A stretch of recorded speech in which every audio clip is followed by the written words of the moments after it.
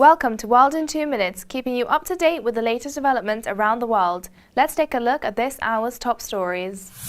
According to the Afghan Interior Minister, Afghan security forces have killed 53 Taliban militants and wound in 14 others in military operations where 2 militants have been captured and many weapons and explosions seized.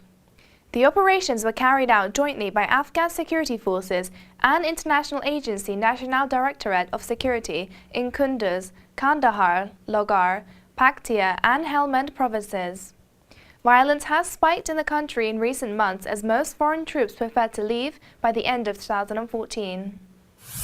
Iran's Foreign Minister Mohammad Javad Zarif said he is ready to meet his Saudi Arabian counterpart on the sidelines of next month's UN General Assembly and to visit the Gulf's powerhouse later this year.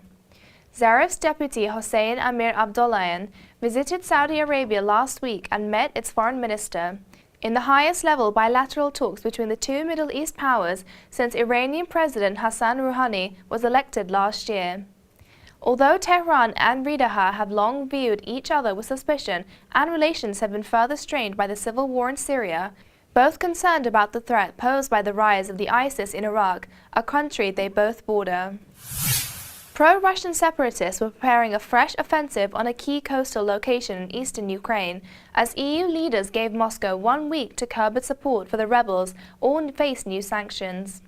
A mix of volunteer battalions and local residents were bracing for a desperate defense of Mariupol, a strategic port city and the last big town in the region still under Ukrainian control. The renewed rebel assault of the past week has raised fears in Brussels that the conflict in eastern Ukraine could descend into a full-scale war with Russia.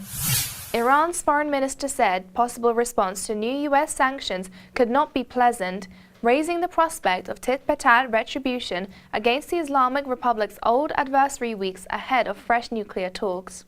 Iranian leaders reacted with dismay at an announcement that Washington was going to penalize a number of Iranian and other foreign companies, banks, and airlines for violating sanctions against Tehran, most of which are tied to a decade-old dispute about its nuclear program.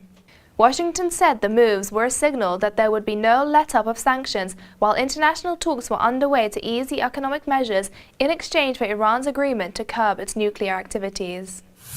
And that brings us to the end of World in 2 Minutes. You can always log on to trtworld.com for the latest. Until we meet again, goodbye.